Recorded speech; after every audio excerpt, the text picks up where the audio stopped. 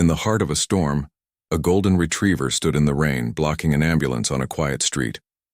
The paramedics, unaware of the fate they were about to uncover, were drawn to the dog's solemn gaze. It wasn't just trying to stop them, it was begging them to follow.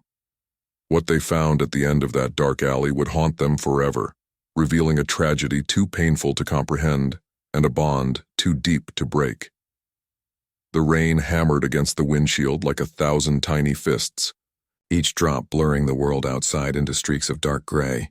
Claire Davis squinted through the downpour, the wipers fighting to keep the road ahead clear. The ambulance's headlights cut through the gloom, illuminating nothing but the slick asphalt and the occasional flicker of a streetlight. "Dispatch, this is 71. We're en route to the patient." Claire's voice crackled over the radio, calm but urgent, the rhythm of her words practiced and steady. Her partner Danny sat beside her, his gaze scanning the rain-soaked streets. "Got it. You're headed to the intersection of 4th and Elm. Male, age 59, heart attack in progress, CPR in progress, ETA, 3 minutes." The dispatcher's voice was terse, as if used to the chaos that surrounded every call. "Copy that," Claire muttered. The weight of the call settled over her like a heavy coat. Heart attacks were always tense, but when the patient was already in cardiac arrest, the pressure intensified. The ticking clock was louder than any siren. Danny shifted in his seat, adjusting his gloves as he prepared his medical bag. He was silent, his face pinched with concentration. Claire knew he hated these types of calls, the ones where you weren't sure if you'd be able to save them. The sirens wailed, their high-pitched scream filling the air as they sped through the streets. The city seemed empty, the kind of stillness. That happens only during a storm like this, when everyone stays inside. Only the faint glow of neon signs and the rhythmic beat of rain against metal broke the silence. Claire's grip tightened on the wheel. She didn't need to look at the clock to know that every minute mattered. Seconds could mean the difference between life and death. The sooner they arrived, the better. "Claire," Danny said, breaking her concentration, "you think we'll make it? In time?" Her eyes flicked to him, her lips set in a tight line. "We will." But even as she said it, doubt gnawed at her. The cold truth was, no one could predict these things. Sometimes, no matter how fast you went, how much you pushed, it wasn't enough. The road stretched ahead, slick with rain and reflective from the streetlights. Claire's mind raced through her usual routine: check vitals, set up the defibrillator, clear the area for CPR. But her thoughts kept drifting back to the storm. The kind of storm that felt like it had been building up for days. The kind that didn't let go.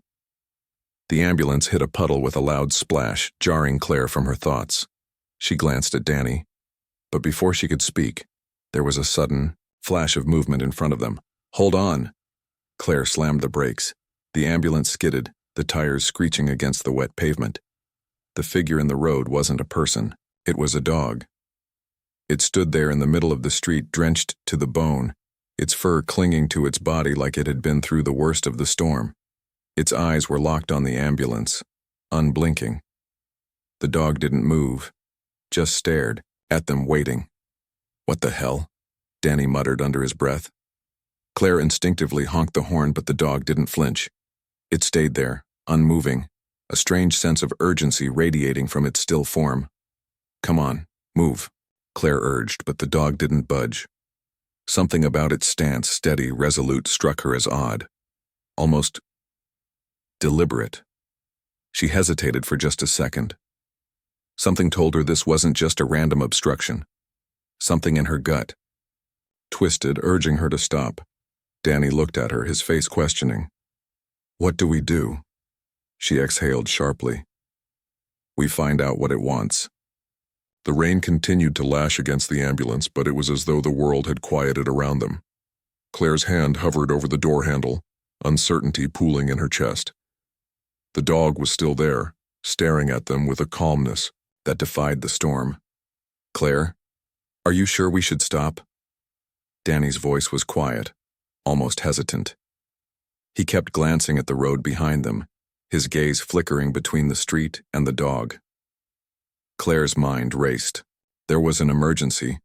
Lives were on the line, and every second mattered. But the dog, it wasn't just in their way. It was blocking them for a reason. She felt it in her bones. "We're not getting through unless we do something about it," she said, her voice firmer than she felt. "Let's see what it wants." She threw the gear shift into park and grabbed the radio. "Dispatch, this is 71. We have a situation here. There's a dog blocking our path. We're going to investigate. ETA will be delayed." There was a brief crackle before the dispatcher responded. "Understood, 71. Just be quick." With the radio silence hanging between them, Claire opened the door, stepping into the cold, damp air. The rain poured down, drenching her almost instantly. She could feel the wetness seeping into her boots, but she barely noticed as she focused on the golden retriever in front of her. Its fur was soaked, but its posture was unwavering, steady as a rock. Danny followed her outside, his boots squelching in the wet pavement.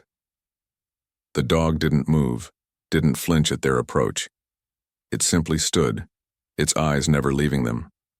Claire took a cautious step forward, feeling the weight of the moment press down on her. "Hey there, buddy, you lost?" The dog didn't respond. It just tilted its head slightly as though it understood every word, yet was determined to say nothing. There was a haunting intelligence in those eyes, a depth that made Claire's skin prickle. She knelt down slowly, lowering her hand toward the animal. Her fingers hovered just above its fur, but before she could make contact, the dog took a single step backward, turning its body toward a dark alley on the left. It paused, glancing back at them. "Do you think it's injured?" Danny asked, his voice still unsure. "Should we check?" Claire frowned. "It doesn't seem hurt, but something's off about this." The dog, without another sound, padded toward the alley, its movements purposeful. Then it stopped at the entrance, waiting for them to follow. It looked back one more time, this time with an almost pleading look in its eyes. It was as if the dog was asking them to follow, like it had a mission to complete, something that only they could help with. Claire's pulse quickened. There was no logical explanation for it, but the urgency in the dog's gaze felt too real to ignore. "All right," she muttered, glancing at Danny. "We're going with it." He hesitated, but after a beat, nodded. "We can't just leave it out here." Together they started walking, following the golden retriever down the alley. The rain continued to fall, the air thick with moisture. The narrow space was dark, save for the distant glow of a streetlight at the end. The dog's movements were smooth, almost graceful despite the downpour. The alley stretched on, its brick walls drenched in slick, the air heavy with the smell of damp earth. As they walked, Claire's heart raced, the hairs on the back of her neck standing up. She wasn't sure what was happening, but something deep inside told her they were getting closer to something important, something that couldn't be ignored. After a few moments, the dog turned sharply toward a crumbling old house. It stood at the end of the alley, its windows cracked and the porch sinking under years of neglect. The dog stopped in front of the door and looked back at them. Claire hesitated. "What's going on here?" Danny's voice was a whisper.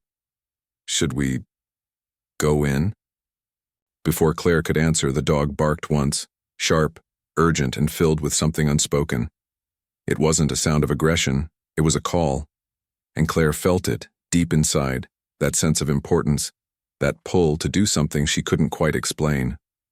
"Yeah," Claire said, her voice tight. "We go in." They approached the door slowly. The dog watched them, its eyes never leaving their faces. It was like it was guiding them, showing them the way. Claire reached for the doorknob, and just before she turned it, she glanced down at the dog one last time. It gave her one final look, sad, almost resigned, and then nudged the door with its nose, as if to say, "It's time." With a deep breath, Claire pushed the door open, the hinges groaning in protest. The interior of The house was dim, with only a faint light filtering in through the cracks in the walls. The dog stepped forward, leading them into the shadowed space, and Claire followed, heart pounding in her chest. Whatever was waiting for them inside, she knew they had already crossed a point of no return. The air inside the house was thick with the scent of dust and mildew. The dim light from the broken window barely illuminated the decaying walls, revealing peeling paint and rotting wood. The silence was heavy, pressing down on Claire's chest, the only sound the soft click of her boots on the warped floorboards as she stepped cautiously inside. Danny followed close behind, his steps hesitant, eyes darting around the dark corners of the room. The dog led them deeper into the house, its wet paws muffled against the cracked tile. It didn't hesitate, didn't flinch from the cold air or the debris scattered across the floor. It simply walked forward with quiet determination, its head held high, eyes unwavering. "Where is this place?" Danny whispered, his voice barely audible over the storm outside. Claire didn't answer immediately.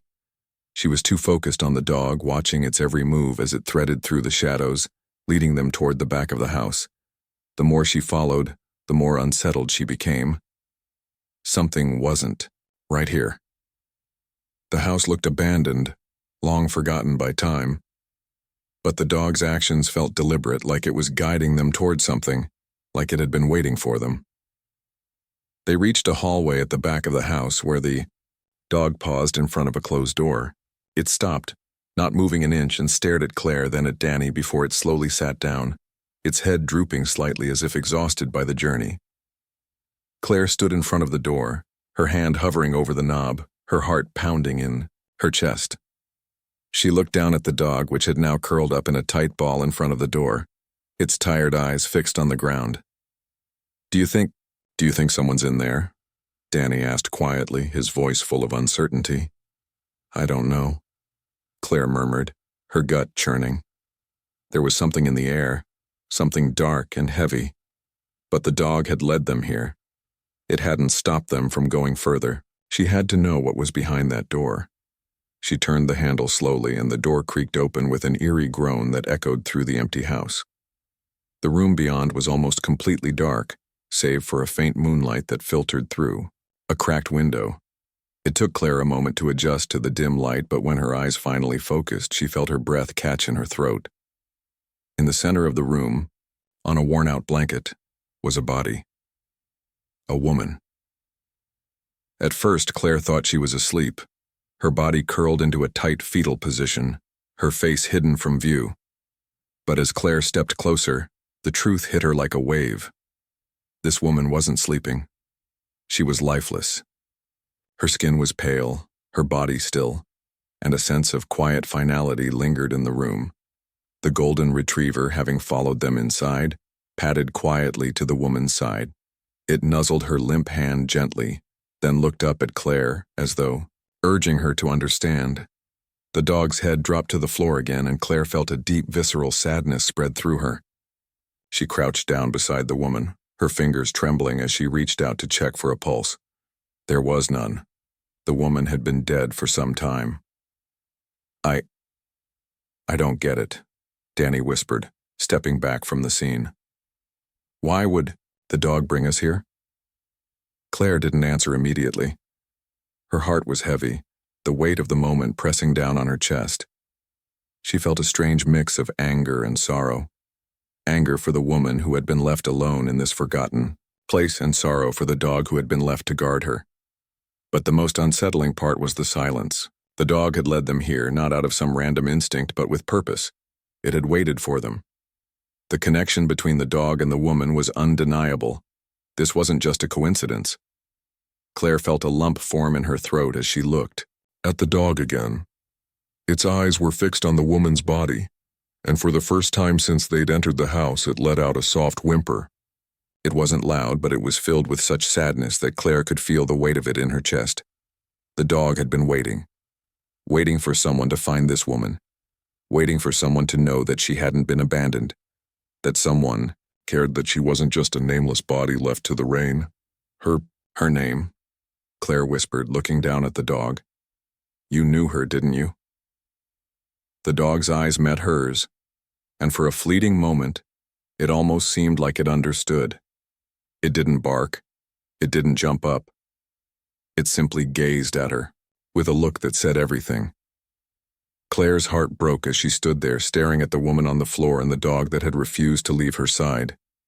The storm raged outside, but inside the house everything was still, as though the world had paused, waiting for them to understand. As the dog lay next to the woman once more, its head resting gently on her cold hand, Claire realized the heartbreaking truth. This was a love story of its own kind, one of devotion and loyalty, of a bond that transcended death. And now, the dog had done its job. It had found someone who would finally give this woman the dignity she deserved. But in doing so, it had given Claire and Danny a gift, a painful but necessary truth. Sometimes the most important thing we can do is to remember those who are forgotten, even if it means facing the most difficult of realities. The room felt colder now, the silence stretching around Claire like an impenetrable fog. The golden retriever, still curled by the woman's side, didn't stir. Its soft whimpers were almost inaudible over the heavy breathing that filled the space. Claire's chest tightened as she knelt by the woman's side once more. She had hoped against hope, wished for something that could explain this. The woman's sudden passing, the dog's haunting presence, and the inexplicable pull to this house. But there were no answers here, only more questions. Her fingers gently traced the woman's cold wrist, but there was no pulse. She had been gone for too long. But how long? And why? The woman hadn't appeared to be sick, not in the way Claire had expected. She looked like someone who had been left alone, abandoned in a place so broken that it barely seemed to exist in the world. "Who are you?" Claire whispered to the still figure on the floor, though she knew the answer would never come. Danny, standing a few steps back, shifted uneasily. This doesn't make sense," he murmured. He was staring at the dog now, which had stopped moving entirely, lying as still as the woman it guarded. "I mean, why bring us here? Why not someone else? Why us?" Claire didn't have an answer. She had none. But the weight of his question seemed to press harder against her chest. Why them? Why had the dog, so determined and urgent, led them here, of all places? What was it trying to tell them? And why hadn't it left the woman's side? The dog lifted its head slightly, its eyes following Claire with an eerie kind of understanding. It gave another quiet whimper, its body curling closer to the woman as though protecting her one last time. "Did anyone know she was here?" Danny continued, glancing toward the window, as if expecting some sign of life outside. But the only sign was the unrelenting rain, the same constant downpour that had now drowned the world in sorrow.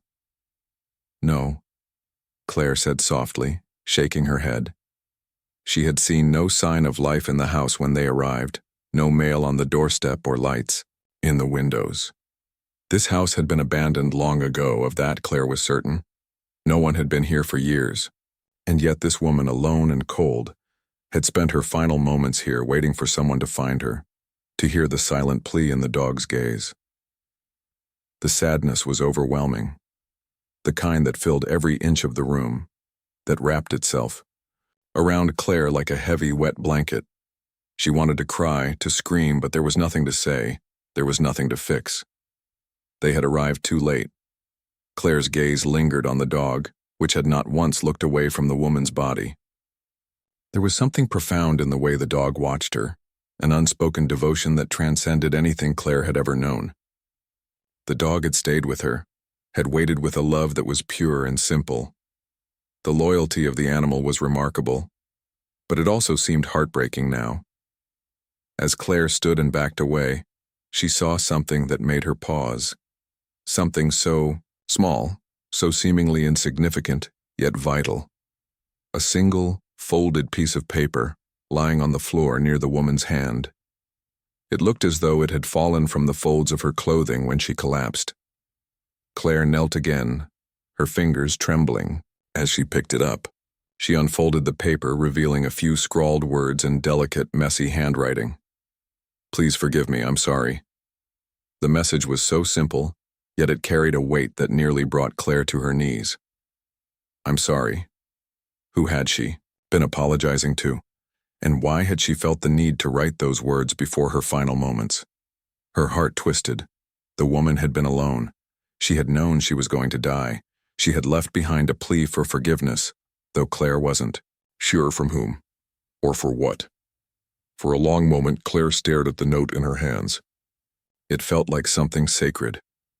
The woman had died here, in this forgotten house, but this note, this last, desperate cry for redemption, was all that remained. The dog, sensing her gaze, lifted its head one last time, locking eyes with Claire. There was no sadness in its eyes now, no longing, only a quiet understanding as though it had fulfilled its duty. The dog had stayed with the woman through her final hours, guarding her even after she had passed. It had done all it could. Now, it was finished.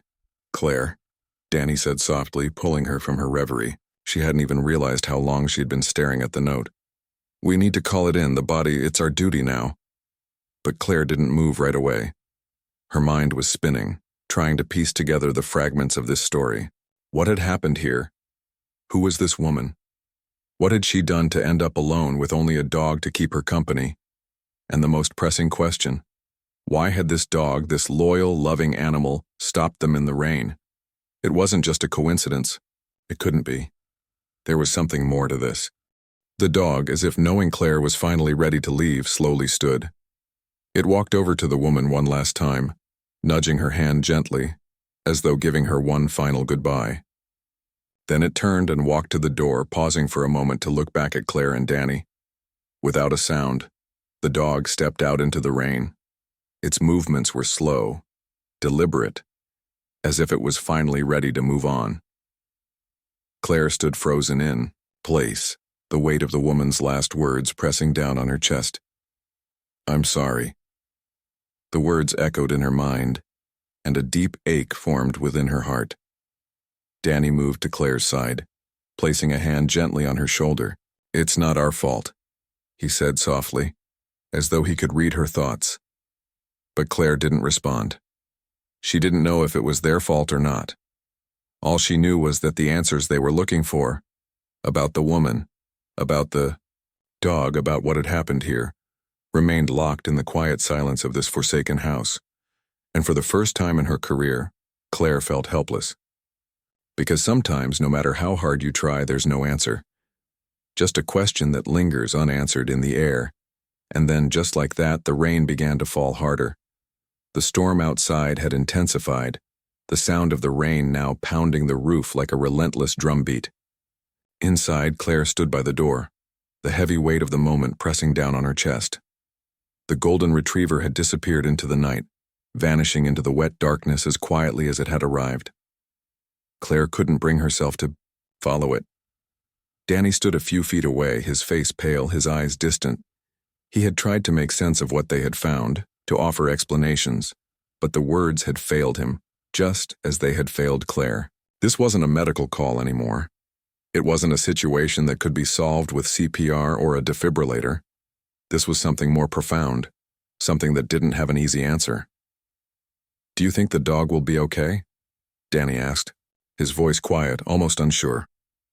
Claire looked up, blinking against the tears that had started to gather in her eyes.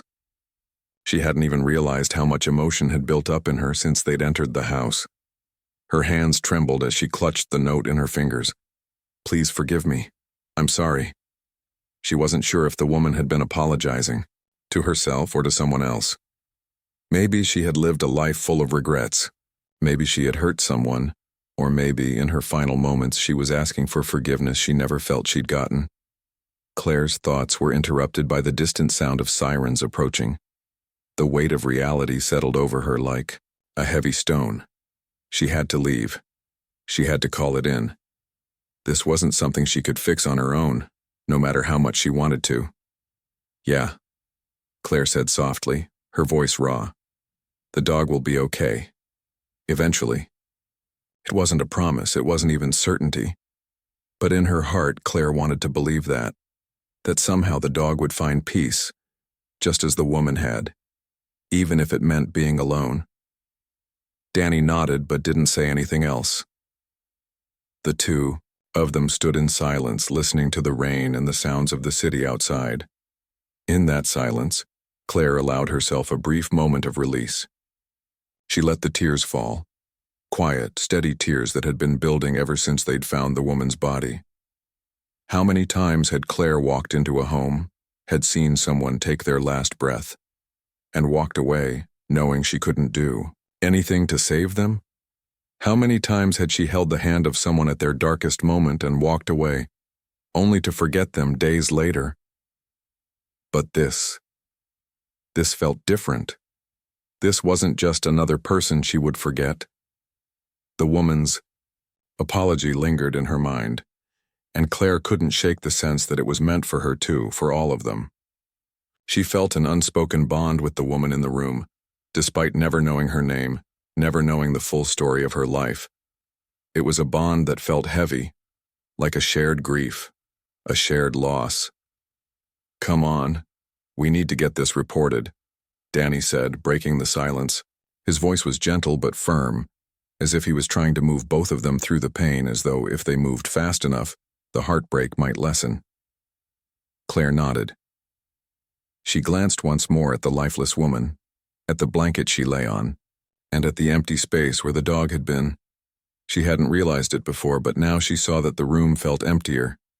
The dog had given it purpose, had given it meaning, and now it was gone, just like the woman. With one final glance at the doorway through which the dog had disappeared, Claire turned and walked out of the room, Danny close behind her. They made their way back down the hallway, past the dust-covered furniture, past the old walls that had borne witness to a life of sorrow and silence. As Claire stepped out into the rain, the cold water hitting her face, she looked up at the sky. It was as though the heavens themselves were grieving, the clouds dark and swollen with more than just rain. The weight of the storm felt suffocating, but Claire didn't care. She didn't care that she was drenched. She didn't care about the cold or the muddy streets or the world that was moving on, oblivious to the tragedy they had just witnessed. All that mattered was the woman who had been forgotten, the woman who had been alone, at the end, with only a dog by her side. The ambulance door slammed shut behind them, but the moment lingered. "Do you think anyone will miss her?" Claire asked quietly, her voice almost drowned by the sound of the rain. Danny sighed deeply, rubbing his hands together. "I don't know," he said after a long pause. "But I think the dog will. Maybe that's enough." For a moment, Claire didn't answer. She watched the rain fall, feeling the weight of their journey heavy in her chest. The dog had stopped them in the rain. It had led them to that house, to that woman, because in some way, it was asking them to witness something. It was as if the dog knew that this was a story that couldn't go untold, a memory that had to be carried forward, even if no one else ever learned it. The storm raged on, but Claire and Danny sat in the silence of the ambulance, surrounded by the storm outside and the storm within. There was nothing left to do but remember the woman, the dog, and the pain that had led them here. And as the sirens echoed in the distance, Claire whispered, almost to herself, "We won't forget." The rain continued to fall. As the rain continues, to pour in, the dog's quiet loyalty echoes in the silence. We are reminded of the love and devotion that can endure, even in the face of tragedy. Sometimes the most heart-wrenching stories are the ones left untold, waiting for someone to listen. Now, it's your turn to make a difference. Let this story of compassion and loss touch your heart, and share it with those who need to hear it. We can't undo the past, but we can carry forward the lessons it teaches us about kindness, loyalty, and remembering those who are forgotten. Will you be the one to listen? Will you carry their story with you? Thank you for being here, for taking the time to reflect, and for embracing this emotional journey. Now, let's continue to honor the lives that came before us, one story at a time.